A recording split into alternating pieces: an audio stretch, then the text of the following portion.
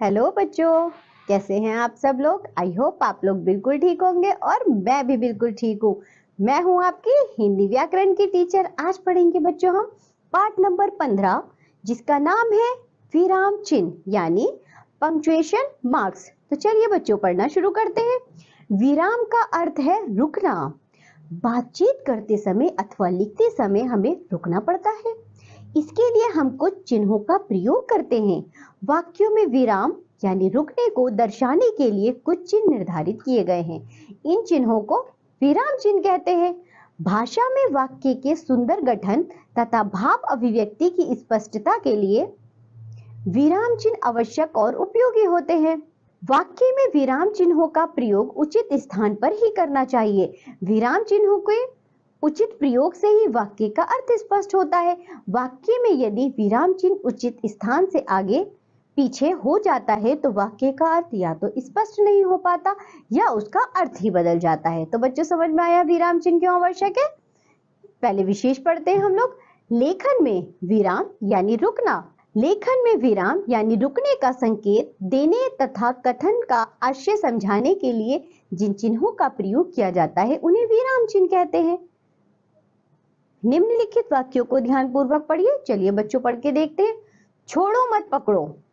हमने पढ़ दिया छोड़ो मत पकड़ो, हमें नहीं पता क्या कह रहा है। छोड़ो मत पकड़ो, छोड़ो मत पकड़ो। बच्चों तीनों में अंतर समझ में आया आपको। छोड़ो मत पकड़ो क्योंकि विराम चिन्ह नहीं लगा तो हमें नहीं पता छोड़ना है या पकड़ना है। अब दूसरा वाक्य देखिए जरा। छोड़ो मत पकड़ो यानी कि पकड़ना है, छोड़ना नहीं है। तीसरा वाक्य देखिए। छोड़ो मत पकड़ो, छोड़ देना है, हमें पकड़ना नहीं है। पहले वाक्य में यह बोध नहीं होता कि छोड़ना है या पकड़ना है। विराम चिन्ह की अनुपस्थिति में अर्थ स्पष्ट ही नहीं हो पा रहा है। दूसरे वाक्य में यह अर्थ स्पष्ट हो रहा है कि छोड़ो मत बल्कि पकड़ो।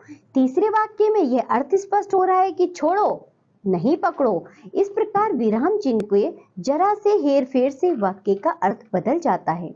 बच्चों आगे देखते हैं। विराम चिन्हों का प्रयोग यानी यूज ऑफ पंक्चुएशन मार्क्स। पूर्ण विराम, फुल स्टॉप। पूर्ण विराम का प्रयोग वाक्य या कथन के पूरा होने पर किया जाता है। पूर्ण विराम का अर्थ है पूरी तरह से रुकना। जैसे बच्चे झूला झूल रहे हैं। ये बच्चे झूला झूल रहे हैं, इसके बाद जो हम डंडा खींचते हैं ये क्या कहलाता है, पूर्ण विराम। गर्मी में बिजली की मांग बढ़ जाती है, हमने पूर्ण विराम लगाया। चलिए आगे बढ़ते हैं। अब देखिए आप अल्प विराम। अल्प विराम यानी कि कॉमा। वाक्य के बीच में जहां अर्थ स्पष्ट करने के लिए थोड़ा रुकना आवश्यक हो वहां अल्प विराम लगाते हैं। जैसे बच्चों वाक्य पढ़ते हैं। ऋचा, नेहा, स्मिता और अर्पिता बहनें हैं। मैं दुकान पर गया, सामान खरीदा, फिर घर आ गया।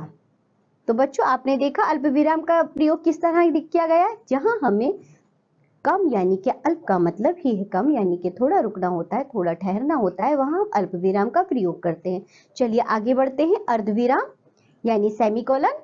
जब दो वाक्यों के मध्य अल्प विराम लगाने से अर्थ में भ्रम उत्पन्न होने की आशंका हो तो वहां अर्ध विराम लगाया जाता है। जैसे जल्दी करो बस छूट जाएगी।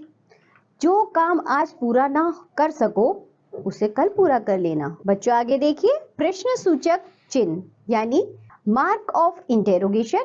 इन वाक्यों में प्रश्न पूछा जाता है, उनके अंत में प्रश्न सूचक चिन्ह लगाया जाता है। जैसे तुम बाहर क्यों जा रहे हो, आप किससे बहस कर रहे थे।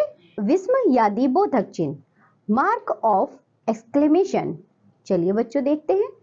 विस्मयादि बोधक चिन्हों का प्रयोग विस्मयादि बोधक शब्दों के बाद तथा विस्मयादि बोधक वाक्यों के अंत में किया जाता है। जैसे वाह कितनी अच्छी कविता सुनाई है, आहा कितना सुंदर भवन है। इन्हें कहते हैं बच्चों विस्मयादि बोधक चिन्ह। चलिए आगे बढ़ते हैं। निर्देशक या विवरण चिन्ह डैश।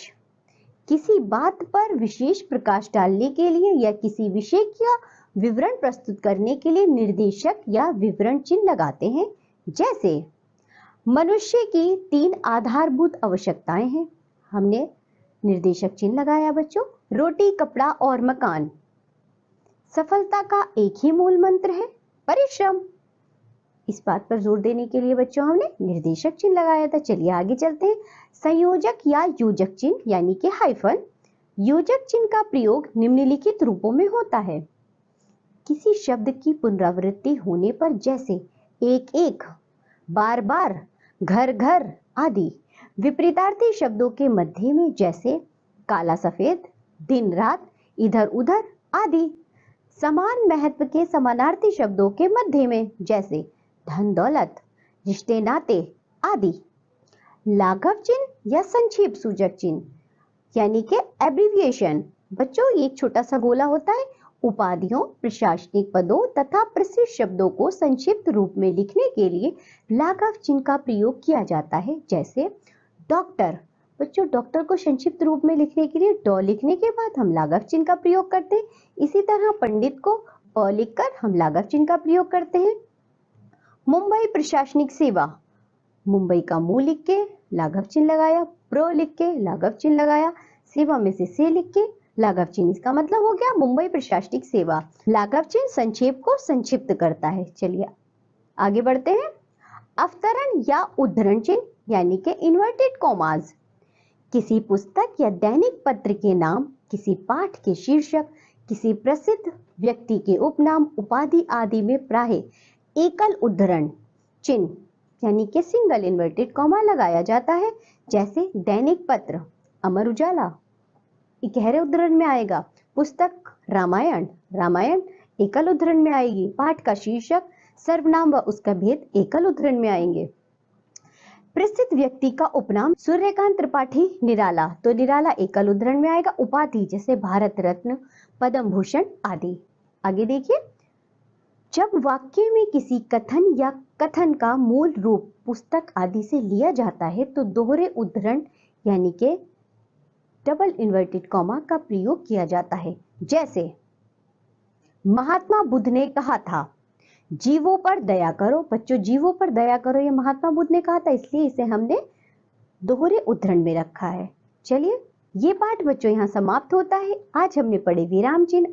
आपको पता चला ना कि भाषा में विराम चिन्ह की कितनी आवश्यकता होती है, कहाँ रुकना है, कितना रुकना है, कौन से चिन्ह का कैसे प्रयोग करना। आज हमने ये सब सीखा है। आप सब इसका अच्छे से रिवीजन करेंगे। अब हम मिलेंगे आपसे अगली कक्षा में। तब तक के लिए बाय बाय।